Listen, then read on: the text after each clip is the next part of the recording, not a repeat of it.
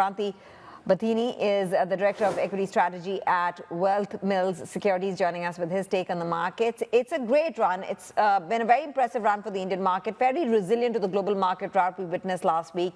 Kranthi, what are you recommending to investors right now? Tanvir, good morning to you. Yeah, Indian markets have been resilient, and in fact, there were concerns about the valuations. But despite of the concerns, the domestic liquidity has been driving the market, and we have a variety of new themes have been emerging.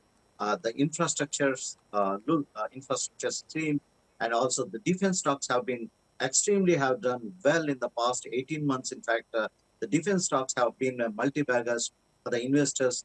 Names like Hindustan Aeronautics, Cochin Shipyard, Mazgaon Dockyard, Garden Reach, these are the stocks have been witnessed a phenomenal rally in Indian markets. And also we are getting a new themes, Ola Electric, and many new IPOs, new themes have been coming into the secondary market. So right now we can see a jubilant mood in Indian markets. The bull rally has been phenomenal in Indian markets.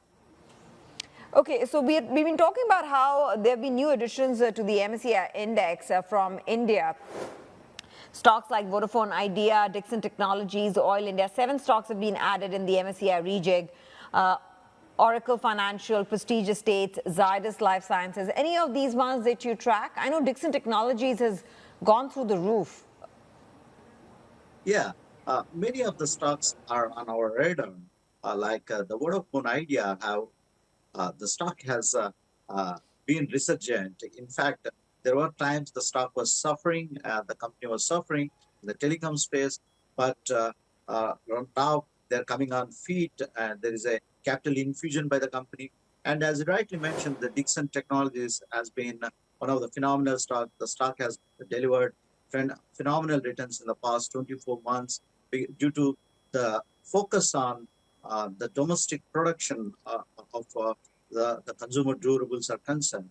So these are the stocks. The Prestige Estates also added into MSCI index. As you rightly mentioned, the allocation towards Indian markets has been going up in the MSCI index. And I believe this is just the beginning, and the coming years, the weightage is going to go up quite significantly. Quite significantly.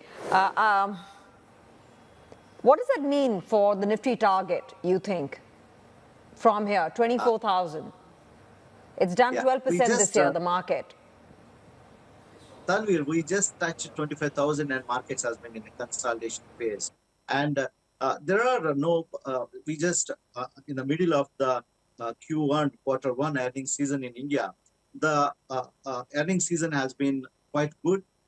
Wherever we interact with the management, they're quite optimistic with respect to the earning visibility. So we can see significant earning upgradation in terms of the company profits are concerned.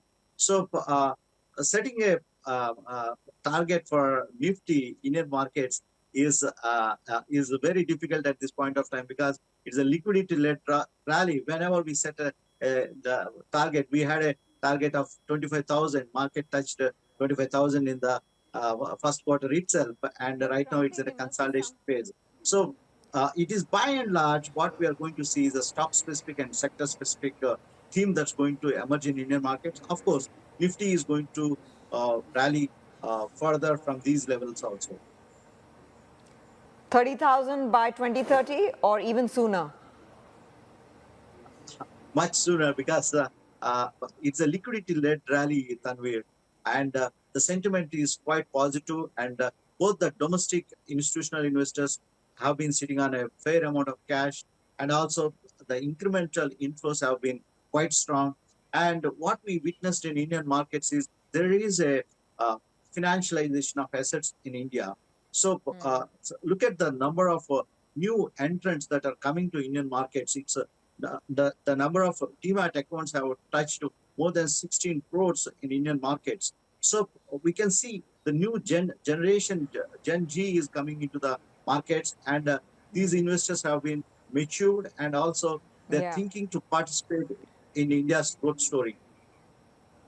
Yeah, I think the The National Stock Exchange also put out some data on how 100 million new demat accounts were opened and how the new demat accounts opened reached a level of 100 million, which highlights that a lot of individual investors, domestic investors, are getting into the market. Kranthi, lovely to have you on the show. Thank you very much for joining us and giving us your perspective on India.